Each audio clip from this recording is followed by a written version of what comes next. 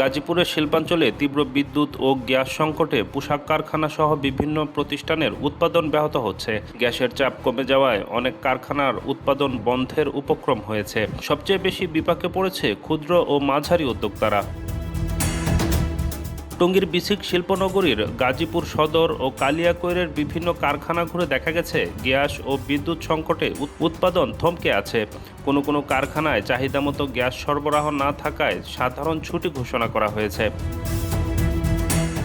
Bangladesh garments ও শিল্প শ্রমিক federation Gazipur মহানগর শাখার সভাপতি শফিউল আলম জানিয়েছেন, গ্যাসের উপর নির্ভরশীল ৮০টির বেশি কারখানা বন্ধ হয়ে গেছে। এতে বিপুল সংখ্যক শ্রমিক কর্মহীন হয়ে পড়েছেন। গ্যাস নেই, আমরা সামনের মাসে বেতনটা পাইছি, কিন্তু গ্যাসের মাসে বেতনটা যে পাবো এটা কোনো নেই।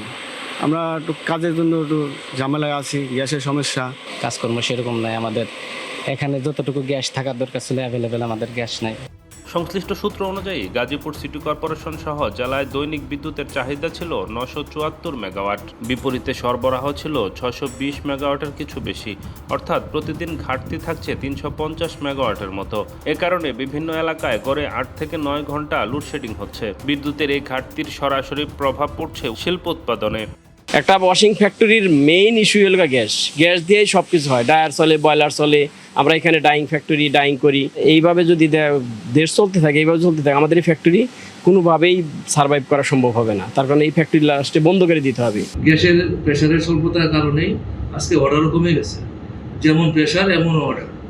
আমার যতটুকু চাহিদা আছে ওই বায়ার ঠিক ক্যালকুলেশন করে অতটুকুই অর্ডার দেয়। বায়ার অর্ডার দিবে না, দিচ্ছে না, আমাদের এই জ্বালানি সংকটের কারণে। এদিকে তিতাস গ্যাস গাজীপুর জোনের ব্যবস্থাপক প্রকৌশলী গোলাম ফারুক জানিয়েছেন, জেলা ও মহানগরে দৈনিক প্রায় ৫৯ কোটি গ্যাস ঘনফুটের চাহিদা রয়েছে, বিপরীতে পাওয়া যাচ্ছে মাত্র ৩০ কোটি ঘনফুট।